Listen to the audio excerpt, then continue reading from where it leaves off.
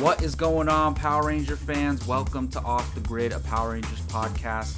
I'm your host, Jacob Bartley, and this is the show where we talk all things Power Rangers, anything going on in the world of Power Rangers. And like I say every week, primarily right now, that is the comic books. So we will be talking about Power Rangers number 4. The issue from Boom Comics, actually have it right here. That is following the Omega Rangers, and I was looking on the web, and I'm not the only one who wonders why this isn't called Omega Rangers. It's probably like a marketing thing, thinking people might be confused if they see that title and they don't know what it is. So Power Rangers is more recognizable, and I mean, the other one's called Mighty Morphin, so is Mighty Morphin just as recognizable as Power Rangers? Anyways, that's a discussion for another topic. We're going to definitely dive into the spoilers of Power Rangers number 4. And again, this show, this podcast, this YouTube channel, we focus on all things Power Rangers, whether that be movies, television, toys, collectibles, things like that, and of course the comics.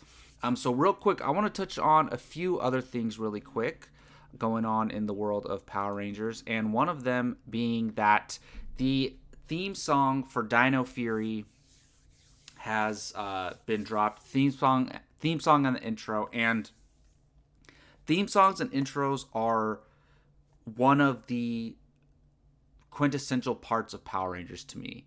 The opening theme song of the original Mighty Morphin show is amazing. Like, it's just part of the show, the feel of it.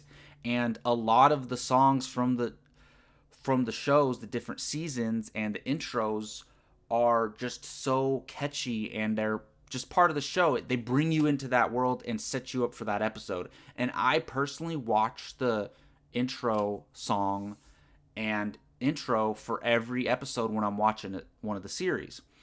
And some of them I love, some of them I don't care for. This one isn't great, but like most of them, maybe it'll grow on me. Sometimes I don't love one at first, and then it grows on me because I hear it over and over again. Like, I love the In Space one. I love the Lost Galaxy one. There's a bunch of them throughout the series that I love. And I just think, just like the Beast Morphers intro, they're relying too heavily on saying "Go Go Power Rangers." They don't need to say that in every song. And trust me, I am a Mighty Morphin guy, obviously, and I could do without them saying "Go Go Power Rangers" in every single iteration of the Power Rangers. Not that they have done that, but lately it seems like that's a must for them. So that's okay. I did like the look of things. The action looked pretty cool. The actors look cool. So I'm looking forward to it. But overall, first impression, did not love the intro song. Another big thing that happened is, I believe it is Wave 9 of the Lightning Collection has been announced, and they revealed it. One place you can go check these out on, I recommend going to HasbroPulse.com, and you can just go to the Power Rangers section, and you can see all of them. They have, there's 4 new ones coming out, which is really exciting. They have the Tanga Warrior, which are those purple birds that first appeared in the Power Rangers movie, as far as Power Rangers universe goes, not Super Sentai. They appeared in the Power Rangers movie, and then they were the putties of Mighty Morphin Power Rangers Season 3, which is awful. I don't know how to feel about this, because while the Tanga Warriors are nostalgic, I watched that movie so many times, and I used to watch Power Rangers number 3 as a kid. I don't love them now as an adult. Like, rewatching those as an adult, they're kind of cringy, but I kind of want to get a Tanga Warrior because we don't have a legit Tanga Warrior action figure that I know of, so that's cool. We also got the blue Lost Galaxy Ranger, which I definitely want to get. Love Lost Galaxy, and that is a cool character. We have SPD Green, which I have not seen SPD yet, so I am definitely going to be watching that one soon. So not super connected to getting this figure, but it looks cool for those who are interested. And then we also have the Black In Space Ranger, which that's Carlos. I love Carlos, so I definitely want to get one of those. So that's some of the other things going on in the world of Power Rangers. But let's jump into it. Our main topic, Power Rangers number 4 from Boom Comics. This is a spoiler discussion. You have been warned. Now, as people who have been reading these and maybe watching some of my reviews, we know that the Power Rangers universe has been split into two comics. We have the Mighty Morphin Power Rangers on Earth, with Tommy as the White Ranger and Rocky, Aisha, and Adam as the Red, Yellow, and Black Rangers. And then those who left the team, Jason, Trini, and Zach, saying they went onto a peace conference to New Zealand. That was actually a lie from the original show. Like, that's how they're playing it in these comics. And they went off to be these super space rangers called the Omega Rangers. Similar to, they're kind of like Green Lantern type bounty hunters out in the galaxy, tracking down powerful beings. But now they have this new mission. There is these new creatures called the Emperors, who are very powerful, and even Lord Draken is afraid of them. They busted Lord Draken out of the command center and betrayed Zordon, which is going to lead to some big civil war. But right now, they're out in space with Draken, not knowing how to trust him. Things go crazy. They think he's responsible. Turns out he's not. And now they're on their way to where the last issue leads off, to Lord Draken's world that he created at the end of Shattered Grid. At the very end of Shattered Grid, when Draken won, he was in this reality where he was the hero of Angel Grove and everybody loved him, and some of those people that he knew were in different roles. For example, in this issue, we found out that Zach was turned into like I forget what they say, but not a janitor, but he tells him, we ran out of janitors, or we already had a janitor, so he made him something else. So we have that, and actually Draken and Zach get into this pretty interesting conversation about being held against their will and everything like that. But look, this is huge because when we, at the end of Shattered Grid, we didn't know if that was a real reality or just something in his head, and we found out it's a physical place that they could fly into, so that's a huge thing. And they're looking for the Red Emissary, who Draken claims was killed by one of these Emperors. And this is how Draken explains this world. He says it's an amalgamated mental construct that is spiraling toward metaphysical erosion. Now, so basically, it's something that he created with his mind, and it's just a fake reality, but it's because he's not keeping it in control, it's deteriorating, basically. So that's kind of where they are. And then that's when Draken and Zach kind of get into this conversation of hey, why'd you turn me into this? And he's like, and then Draken starts to say, look, there was no crimes, everything was peaceful, everybody just got to do whatever they want and have no responsibility. You should thank me, basically. And Zach's like, no, that's not free will, man. That's not being free. And so they kind of get into this philosophical discussion about it. And that's pretty cool.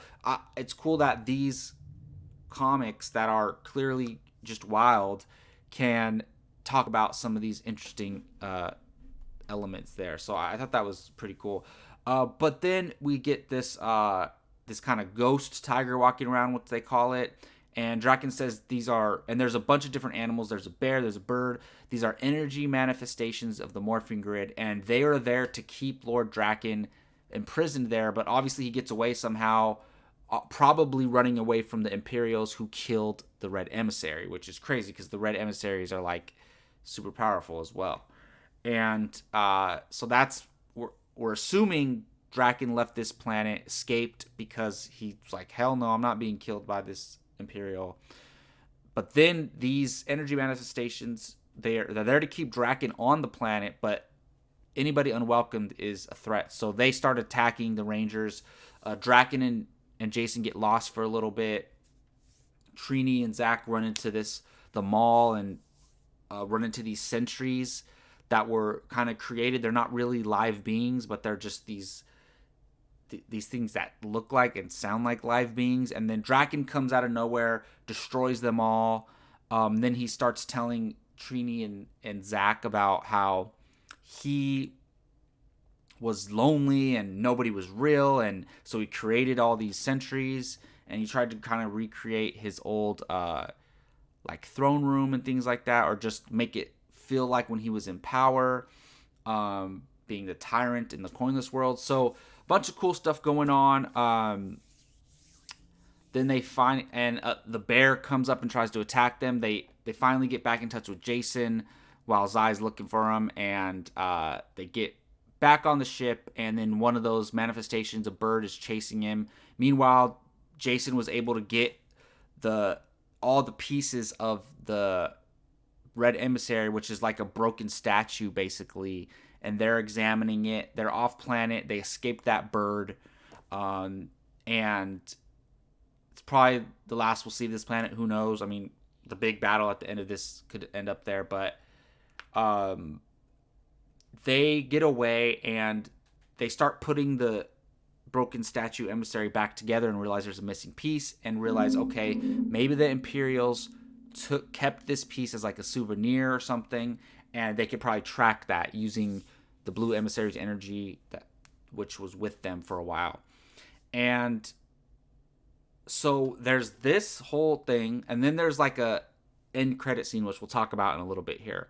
So this issue was very important, Power Rangers number 4, because it gave us answers to Shattered Grid. Not that we need everything explained, but when you have Draken win and he just creates this new reality, this new world, what happened? And then we just cut to, boom, we're back at it. The Rangers are here when they continue the issues. So we kind of know Draken went out into space, chose this planet, created this fake world, and just put everybody in their roles. And he thought that it was ideal, but it wasn't. He was lonely. He lost track of time. There was no, he said time works differently there. So we learned a few things. We learned just how the physical elements of how that world that Draken was in at the end of Shattered Grid works, and what it is and where it was. That's interesting. But we also find out that even though Draken won, and we realize this is Lord Draken from the Shattered Grid storyline. So and I say that because it could be one from a different reality or a different timeline, whatever. As far as we know, this is the one that we went through all those events with in the Shattered Grid storyline, the greatest thing in Power Rangers comics. So we have this character, he's here, he's working with the Omega Rangers. Us as readers don't trust him either, just as much as they don't trust him. But this is a very informative issue for that. But we understand what Draken's mindset is. He didn't win. Even though he beat the Rangers, he didn't win. He wasn't happy. He didn't accomplish his ultimate goal. And to realize that even though he won, he wasn't happy, that's a big thing for us. So over everything prior to the post-credit pages, I'll say, I really like probably the best issue of Power Rangers, just like the best issue of this new Power Rangers out of the 1, 2, 3, 4. This is probably the best. Just like the 4th issue of Mighty Morphin of the new 1, 2, 3, 4s. For number 4 was the best, but that was a huge issue revealing the Green Ranger, obviously. So I dug this issue. I liked it a lot, actually, especially for how important it is in introducing us to these things that we didn't have answers to before, and giving us a little bit more insight into Draken at the end of Shattered Grid. So I thought on that level it was pretty cool. Now, either I'm a fool or there's just like not enough people online reading these comics and writing or talking about them, because at the end of this issue, Draken says, I know a place. You thought this place was bad, you ain't seen nothing yet. And then we cut to like a gambling table, and it's clearly aliens gambling in some game that we're not familiar with currency that we're not familiar with. And we see like some praying mantis claws, we see these skeleton bones, and then this guy shoots the other guy. And this is the conversation between this cowboy skeleton and this praying mantis figure. So why Dark Spectre barbecue Gravanos 3? Wasn't him, it was something else. Something even the Alliance of Evil is nervous about. Well, I don't care who it is, just as long as they stay away from Onyx. So Onyx must be this planet where they're playing, where they're gambling, and um, they must be, maybe they're evil creatures. They reference the Alliance of Evil, which I believe is like that big alliance that that we see at the beginning of Power Rangers in Space, where Lord Zed and Rita are there, and Dark Spectre shows up, and he everybody knows he's like the big boss. So Dark Spectre is being referenced everywhere in this. He's referenced in Mighty Morphin. He's referenced in this. I think we're leading towards something with Dark Spectre pretty soon here. But also, they said something worse did it, this is like, if Dark Spectre is Thanos, then the Imperials are something worse. So it's pretty crazy.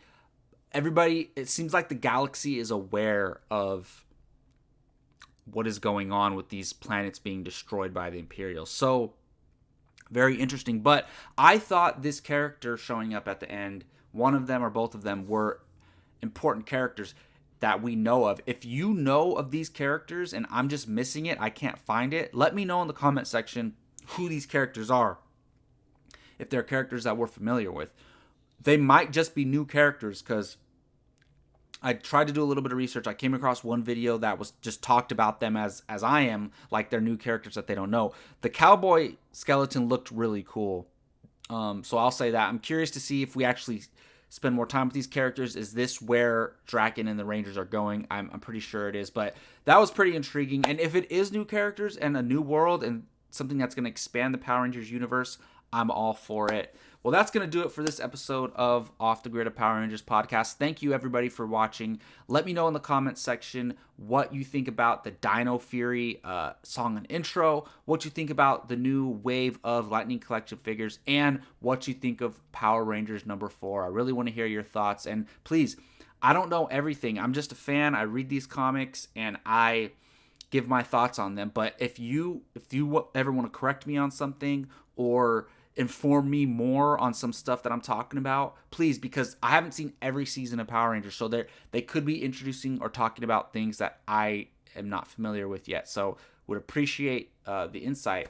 Again, thank you all for watching. Please subscribe if you like Power Rangers. We're going to be reviewing all the comics, all the TV shows eventually, and any future movie content coming out. We'll see you all next time. Until then, may the power protect you.